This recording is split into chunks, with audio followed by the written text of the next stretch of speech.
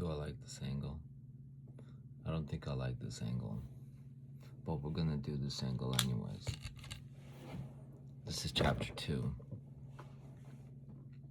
I like this hoodie. Somebody I know works at Boeing. Seems like a good company. Seems like a good hoodie.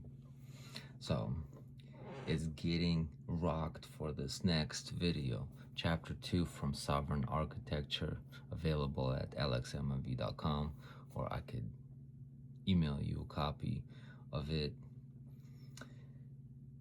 It's kind of basic stuff to a complex mind, to a leader who's trying to run a good organization. In chapter 1, we talked about foundation over emotions, right? We don't want to be treading around people's feelings and walking on eggshells at work, because it's actually not quite productive, especially to the bottom line, because emotions are just all over the place, right? And sometimes people that be throwing their emotions around are actually not that significant, because they should be working. Chapter 2 is top performers are not optional. Excellence is not a personality preference. It's a moral obligation in any system that affects others. Most leaders say they want excellence. Few are willing to protect it, because protecting excellence requires discomfort. It requires drawing lines. It requires disappointing people who feel entitled to stay. So instead, organizations drift towards tolerance, and tolerance quietly kills everything.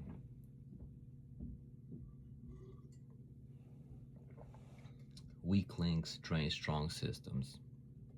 Every team has a performance curve, a few high performance, middle majority, and a few low performers. This is normal.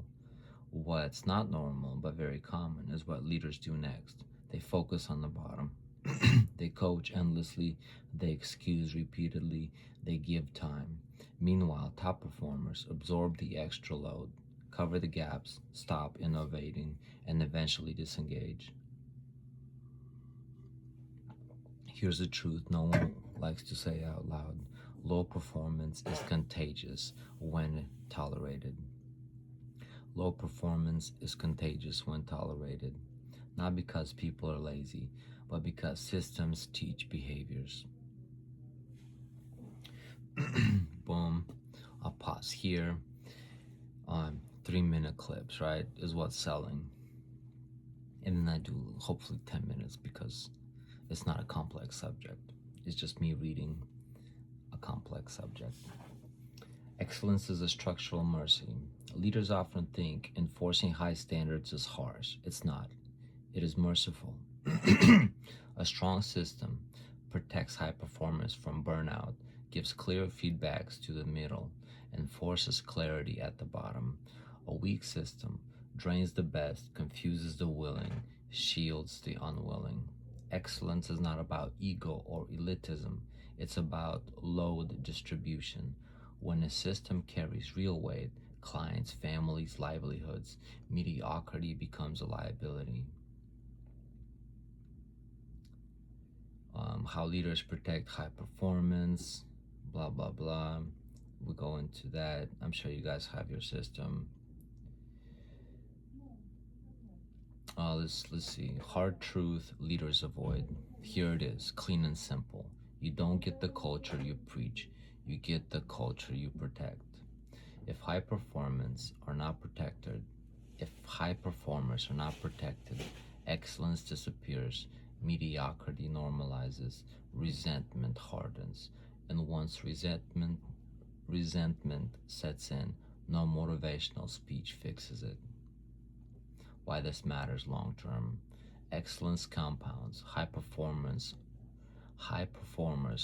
raise the standard naturally, model discipline without speeches, attract other high performers, but only if they feel protected.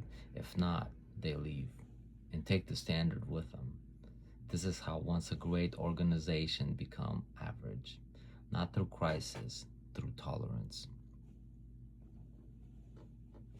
I guess I have a quite long resume, because I've been to about 10, 12, 13 different shops. I also tried to start my own business. Um, my thing is like, if I can see it be done, I can try to do it myself, right?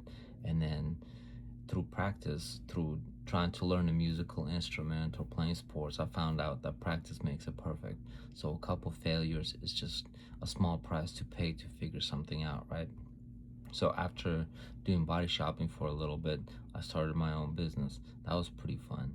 Um, it sparked a different form of passion, right? Instead of learning how to fix cars, which I was gonna take for granted and going to dedicate to become my career. So I was gonna be like, every day I'm gonna be learning how to fix cars. Let me also start focusing on the business side of things, the bottom line side of things, the mentality of why I repeatedly fail my ventures and all my goals and blah blah blah, right? So at some point I had to address my own faults, and instead of blaming the world, the circumstances, the bosses around me, I went and tried to find out. When I had a business, I really needed good employees. I experienced shitty employees. I experienced people who lie to you, who steal from you, who do the bare minimum, the customers who need a discount but yet the best services. I experienced all of that on a small scale, and I was like, okay, I'll take a few controlled losses and learn a couple deeper lessons and then hopefully do something better, right? So, and this was like 3, 4, 5 years ago by now. Um, but the lesson carried over. I knew that there's an underlying cultural rot. Like, if a parent tells a kid to do something, like they throw an attitude, slump the shoulders, and kind of stomp off, right? Throwing all sorts of fits. Well, when the boss tells employees what to do, like to some degree, mentally, physically, there's a little bit of slump shoulders, and then they just stomp off. Oh, I gotta do what I gotta do. There's a lack of passion and fire for your work, right? And also through my experience, I found out that if you do the stuff that nobody wants to do, you gain twice the experience because it's often harder, sucks the most, and people just don't want the experience of trying to do the hard thing. So if you do naturally do the hard thing, you get twice the experience, twice as fast, right? And so after a while, you get the better jobs. You get the cleaner work settings. You just have the experience and the confidence for the biggest, the suckiest problems, that they're no longer your job because you've mastered them, and your work is a little bit more simple and streamlined because I don't know, experience kind of works like that, right? When I had a detailing company, the first couple years I detailed some nasty minivans and Subarus with dog hairs.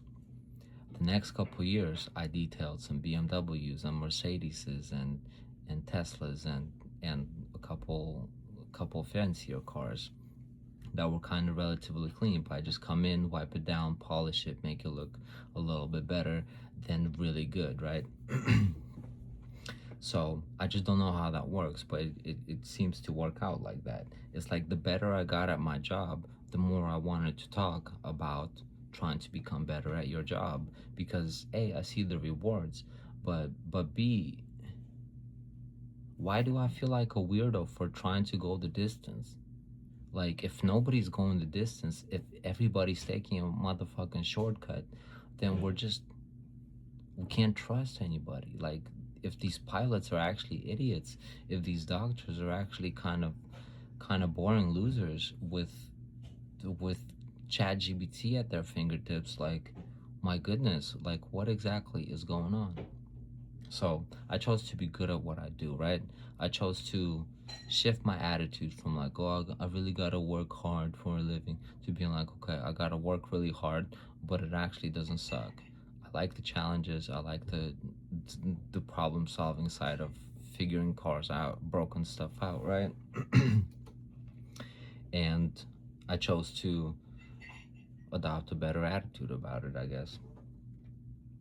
Um, and because my foundational attitude isn't like fuck Monday, um, I don't know, it probably reflects on my energy and the bounce of my step as I go to address a simple or a complex problem at work or in my everyday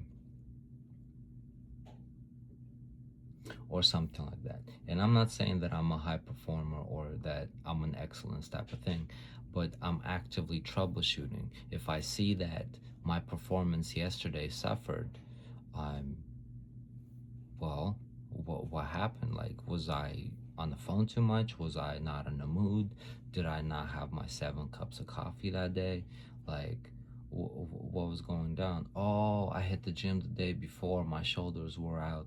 So, and I couldn't hold the fucking polisher for too long because this is as far as my arms want to go. Oh, okay, cool. Well, maybe I should do shoulders on Friday night so that when Monday comes, like, I can at least lift a car part, you know? Or vice versa, or something like that. So it's the act of troubleshooting. It's not the act of being told. It's the act of awareness and wanting better if you choose to, right? Like I said, I've been through a lot of shops. I leave just as easily as I get fired because at some point there's just an incongruence, right? I've been a shitty employee. I've complained a lot. I've been pretty hard to find. I've been the one playing video games and stuff and taking twice as long for lunches and kind of doing the bare minimum. And it doesn't pay out very well. It doesn't make me feel good. It doesn't make me feel like a contributing team member. So at some point when I get fired or the stuff doesn't work out, I kind of low-key understand, right? So anyways, it's a complex subject to a simple mind, or it's a simple subject to a complex mind. Either way, it's being discussed. It's on my website, and I don't know. This is hopefully a nice little page turner for a brighter future for our kids, for our grandkids, for even tomorrow. So that was chapter 2, Sovereign Architecture.